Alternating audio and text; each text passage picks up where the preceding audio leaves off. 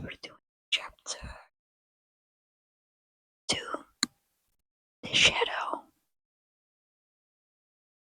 Mrs. Darling screamed, and as if in answer to a bell, the door opened, and Nana entered, returned from her evening out.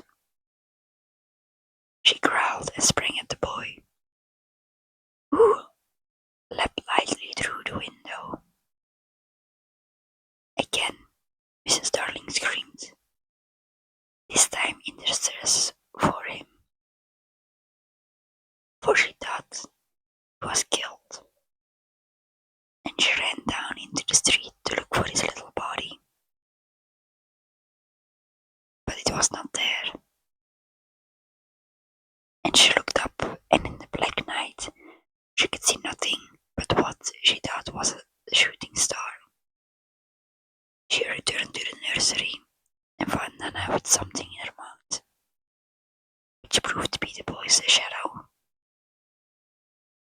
As he leapt at the window, Nana had closed it quickly, too late to catch him, but his shadow had not time to get out. Slam went the window, snapping it off. You may be sure Mrs. Darling examined the shadow carefully, but it's quite the ordinary kind. Nana had no doubts of what was the best thing to do with this shadow. She hung it out the window, thinking he's sure to come back for it. Let us put it where he can get it easily, without disturbing the children.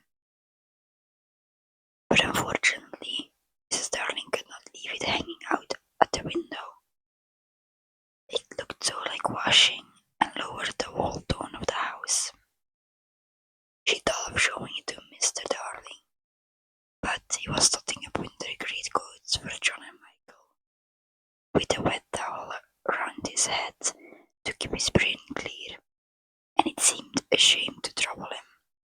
Besides, she knew exactly what he would say. It all comes of having a dog for a nurse.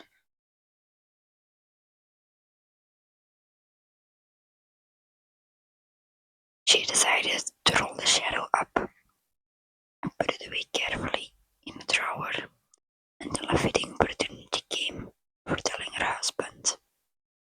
The opportunity came a week later, on that never to be forgotten Friday. Of course, it was a Friday. I ought to have been especially careful on a Friday, she used to say afterwards to her husband, or perhaps Anna was on the other side of her, holding her hand. No, Mr. Darling always said, I am responsible for it all. George Darling, did it. Me culpa. He had a classical education. He sat this night after night recalling that fatal Friday, till every detail of it was stamped on their brains and came through on the other side, like the faces on a bad cottage. If only I had not accepted that invitation to dine at 27, Mr. Darling said. If only I had not poured my medicine in Nana's bowl, said Mr. Darling. If only I had pretended to like the medicine, was what Nana's wet eyes said. My liking for big parties, George, my fatal gift for humour, dearest, toughness about trifles, dear master and mistress. Then one or more of them would break down together. Nana had a thought. It's true, they ought not have had a dog for a nurse.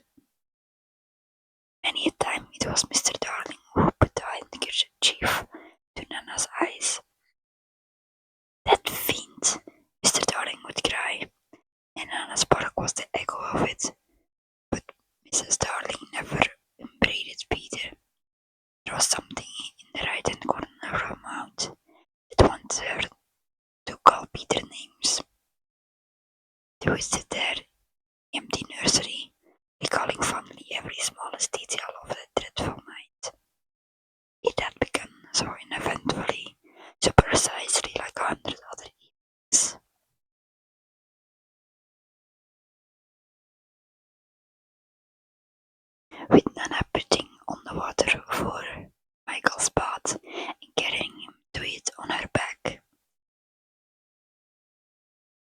I won't go to bed, he had shouted, like one who will still believe that he had last word on the subject. I won't.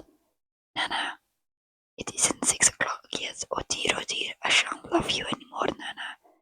I tell you, I won't be baited. I won't. Then Mrs. Darling had come in, wearing her white evening gown.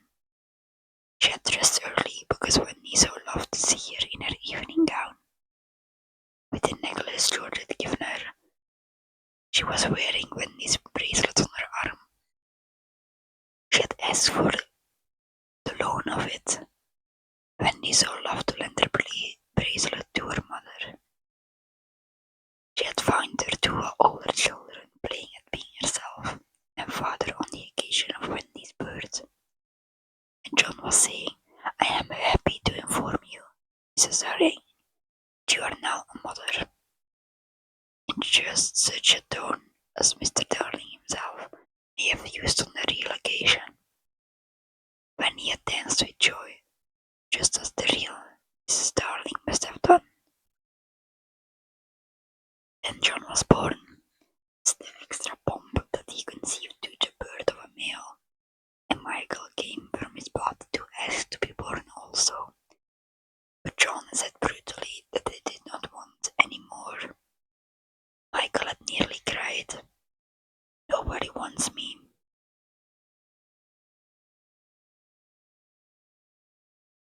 Said, and of course the lady in evening gown could not stand that. I do, she said. I so want a third child.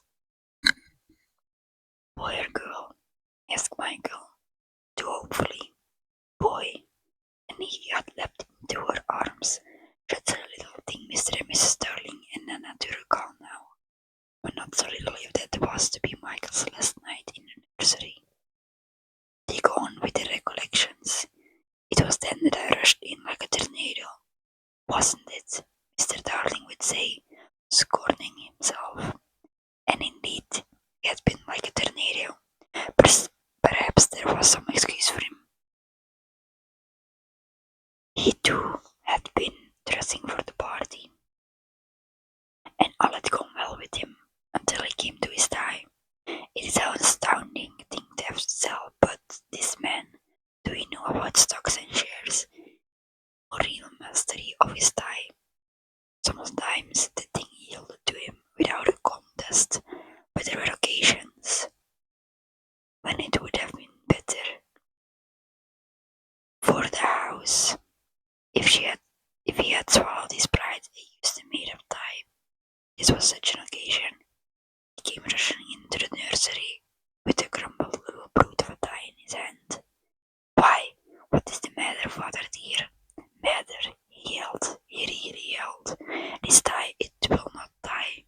Became dangerously sarcastic. Not round my neck, round the bedpost. Oh yes, 20 times have I made it up around the bedpost. But round my neck, no. Oh dear, no. Begs to be excused. He thought Mr. Darling was sufficiently impressed, and he went on sternly. I warn you of this, mother, that unless this tie is round my neck, we don't go out to dinner tonight. And if I don't go out to dinner tonight, I never go to the office again.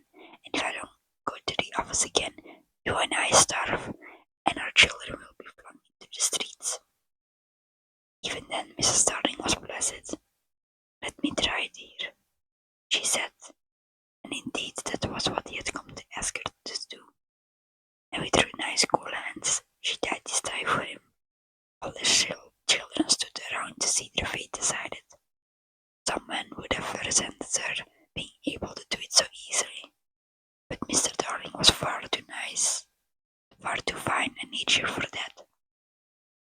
He thanked her carelessly, once forgot his rage, and in another moment was dancing around the room with Michael on his back.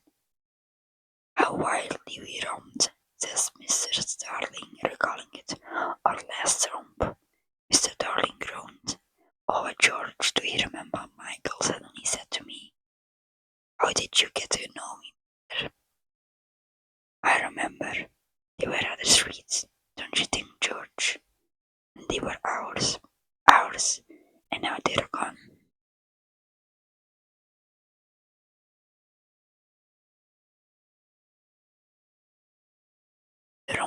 as ended with the appearance of Nana, and most unluckily, Mr. Darling collided against her, covering his trousers with hairs. They were not only new trousers, but they were the first he had ever had with braid on them, and he had to bite his lips to prevent the tears coming. Of course, Mrs. Darling brushed him. Patsy began to talk again about it being a mistake to have a dog for a nurse. George, Nana is a treasure, no doubt, but I have an uneasy feeling at times. She looks upon the children as puppies. Oh no, dear one, feel sure she knows they have souls. I wonder, Mr. Darling said thoughtfully, I wonder if it was an opportunity his wife felt for telling him about the boy. At first he po-poed the story, but he became thoughtful when she showed him the shadow. It is nobody I know, he said, examining it carefully, but it does look a scoundrel. We were still discussing it, you remember, said Mr. Darling, when Nana came in with Michael's medicine. You will never carry the bottle in your mind again, Nana, and it is all my fault. Strong man thought he was, there is no doubt that he had behaved rather foolishly over the medicine. If he had a weakness, it was for thinking that all his life he had taken medicine boldly, and so now Michael dodged the spoon in his mind. He had said reprovingly, "Be a man, Michael."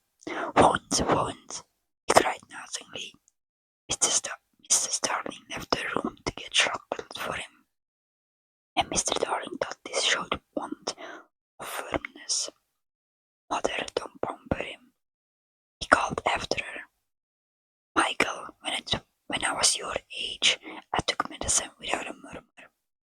I said, "Thank you, kind parents, for giving me bottles to make me well." He really thought this was true, and Wendy, who was now in her nightgown, believed it also, and she said to encourage Michael, "That medicine you sometimes take, father, is much nastier, isn't it?"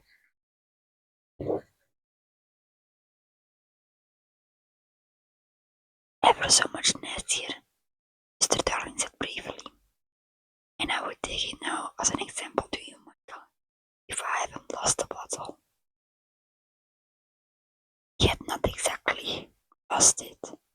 It climbed in the dead of the night to the top of the wardrobe and hidden it there. What he did not know was the faithful Lisa had found it and put it back on his wash stand. "I know where it is, father," Wendy cried, almost glad to be of service. "I'll bring it," and she was off before he could stop her. Immediately his spirit sank in the strangest way. "John," he said, shuddering, "it's the most beastly stuff. It's that nasty, sticky, sweet kind." "It will soon be over, father," John said cheeringly. And then in rushed Wendy with the medicine in a glass. "I've been as quick as I could," she painted. "You have been wonderfully quick," her father retorted, with a vindictive politeness that was quite thrown away upon her. "Michael first," he said touchingly. "Father first," said Michael, who was of a suspicious nature. "I shall be sick, you know," Mr. Darling said threateningly. "Come on, father," said John. "Hold your tongue, John," his father rapped out. When he was quite puzzled. "I thought you took it quite easily, father." "That is not the point," he retorted. "The point is that there is more in my glass than in Michael's spoon." His proud heart was nearly bursting. "And it isn't fair. I would say it though it were with my last breath. It isn't fair." "Father, I am waiting," said Michael coldly. "It's all very well to say you're waiting. So am I waiting." "Father is a cowardly custard. So are you a cowardly custard. I am not frightened. Neither am I frightened."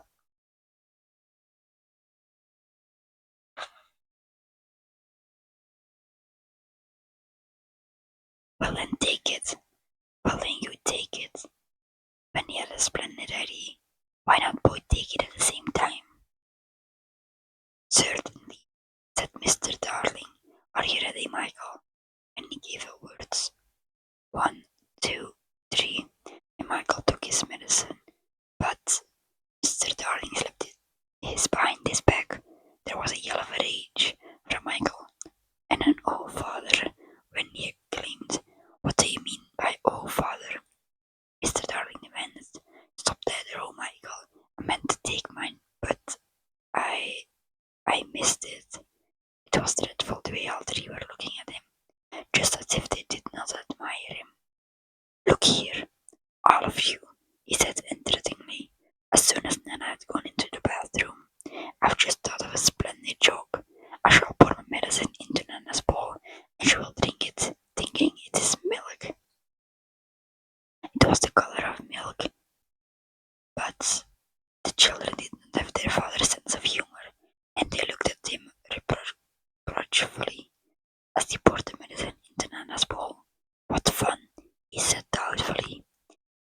And they did not dare expose him when Mrs. Darling and Nana returned. Nana, good dog, he said, patting her. I have put a little milk into your bowl, Nana. Nana wagged her tail, ran to the medicine, and began lapping it. Then she gave Mr. Darling such a look, not an angry look. She showed him the greater tears that makes us so sorry for the noble dogs, and crept into her kennel. Mr. Darling was frightfully ashamed of himself, but he would not give in. In horrid silence, Mrs. Darling smelled the bowl. Oh, George, she said, it's your medicine. It was only a joke, he roared, while she comforted her boys. And when you hugged Nana, much good, he said bitterly. I'm wearing myself to the point trying to be funny in this house, and still, when you hugged Nana, that's right, he shouted. Cuddle her. Nobody cuddles me. Oh dear no, I am only the breadwinner. Why should I be cuddled? Why? George, Mrs. Darling interrupted him. Not so loud, the servants will hear you. Somehow they had got into the way of calling Lisa the servants. Let them, he answered recklessly. Bring in the whole world, but I refuse to allow that dog to lord in my nursery for an hour longer. The children wept, and Nana ran to him beseechingly, but he waved her back. He felt he was a strong man again. In vain, he cried. Proper place for you is in the yard, and there you go to be tied up this instant. George, Mrs. Darling whispered, remember what I told you about that boy? Alas, he would not listen. He was determined to show who was master in that house, and when commands would not draw Nana from the kennel, he lured her out with honeyed words, and seized her roughly, dragging her from the nursery. He was ashamed of himself, and yet he did it. It was all owing to his too affectionate nature, which craved for admiration. When he had tied her up in the backyard, the wretched father went and sat in the passage with his knuckles to his eyes. In the meantime, Mrs. Darling had put the children to bed in unwonted silence and lit their night lights. You could hear Nana barking, and John whimpered. This because he is chaining her up in the yard. But when he was wiser, that is not Nana's unhappy bark, she said, little guessing what was about to happen. That is her bark when she smells danger. Danger? Are you sure, Wendy? Oh yes. Mrs. Darling quivered and went to the window. It was securely fastened. She looked out, and the night was peppered with stars.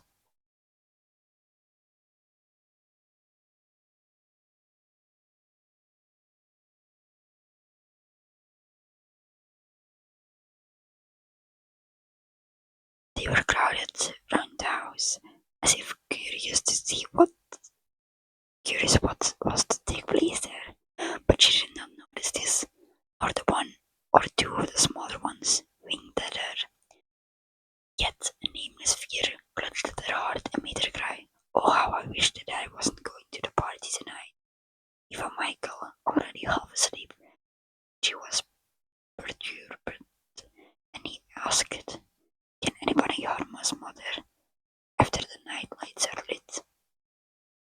"Nothing precious," she said. "We are the eyes a mother leaves behind to guard the children." She went from bed to bed singing enchantments over them, and little Michael clung his arms around her. "Mother," he cried, "I'm glad of you." They were the last words she was to hear from him for a long time. No, 27 was only a few yards distant, but there has been a slight fall of snow, and Father and Mother Darling picked their way over it daftly, not to sole their shoes. They were already the only persons in the street, and all the stars were watching them.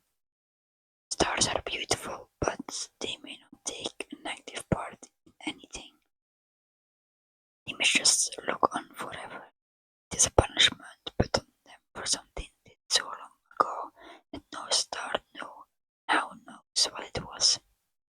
The older ones have become glassy-eyed and seldom speak. Winking is the star language, but the little ones still wonder. They are not really friendly to Peter, who has a mischievous way of sneaking up behind them and trying to blow them out. But they are so fond of fun that they were on his side tonight and anxious to get the grown-ups out of the way. So as soon the door of 27 closed on Mrs. Darling, there was a commotion in the firmament, and the smallest of all stars in the Milky Way screamed out, "Now, Peter!" Alright, chapter finished. Next one is chapter 3. Obviously, give it good night or day